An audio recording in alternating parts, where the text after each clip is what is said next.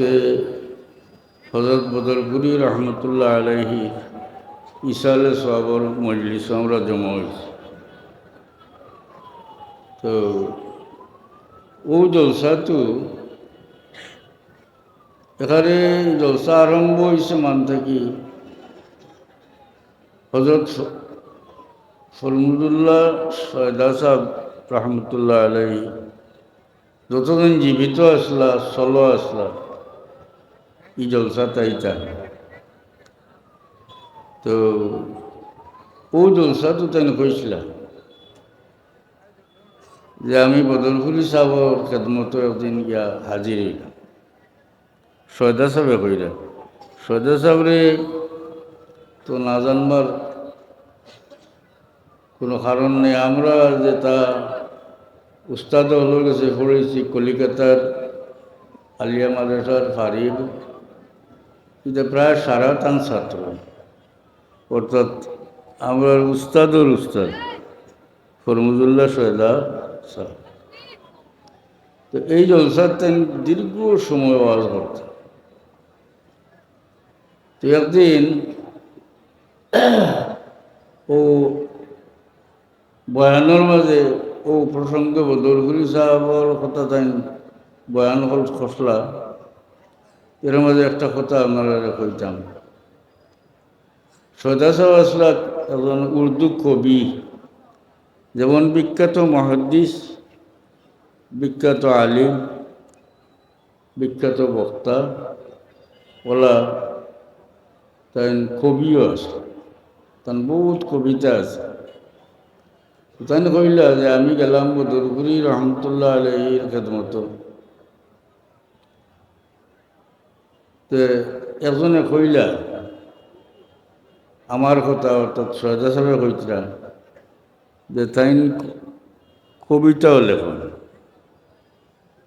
এখানে শুনিয়া সয়দা সাহেব কইন, আমি কইলাম সাহেব যদি অনুমতি দেন তাহলে আপনার শানো মানে আপনার প্রশংসার একটা কবিতা আমি কইলিম, মানে উপস্থিত থাকি। তখন বুঝি বদরপুরি রহমতুল্লাহ আলাইহি কইন না, আমার প্রশংসা করবার কাম নাই, আপনি আল্লাহর নবীর প্রশংসার মাঝে তারিফের মাঝে একটা কবিতা কইল। বদরপুরি সাহেব প্রস্তাব, এই সারা কবিতা আমার মুখস্থ নাই, তো একটা লাইন আমার মনে আছে।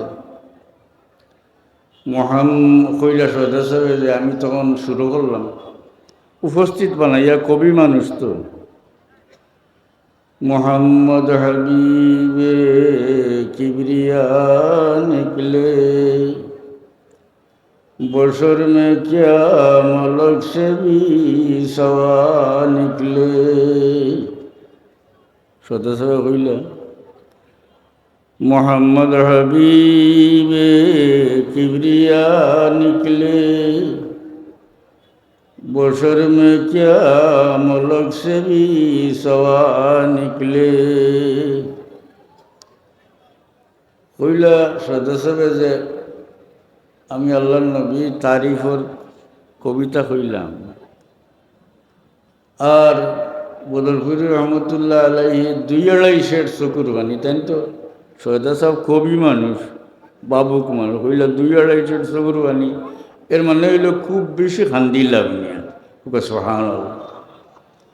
এর অর্থ হইল মোহাম্মদ হাবিবে কিবরিয়া নিকলে, মোহাম্মদ মুস্তাফা সাল্লাল্লাহু আলাইহি সাল্লাম আল্লাহর হাবিব, বশর মে কিয়া মলক সে ভি সওয়া নিকলে। মানুষের মাঝে তো হইয়া লাভ নাই, মানুষ থাকি তো উপরেও মলক সে ভি সওয়া নিকলে, ফিরিস্তারও উপরে তান দরজা হোক। সুবহানাল্লাহ। আজকে আমরা হযরত বদরপুরি রহমতুল্লাহ আলাইহি ইসালে সওয়াবর মজলিসও জমা হয়েছি। আর বদরপুরি রহমতুল্লাহ আলাইহি ইলা তো কেউ কইলে বলে আপনার তারিফের একটা কবিতা কইল, লগে লগে কইল না যে জলদি হোক, কিন্তু বিলকুল হইলা যে না আমার তারিফর কাম নাই, আল্লাহ নবীর তারিফ করো ওকে সুবহানাল্লাহ। আমি আল্লাহ নবীর শানের সামান্য কথা মুখতসর আলোচনা করুন।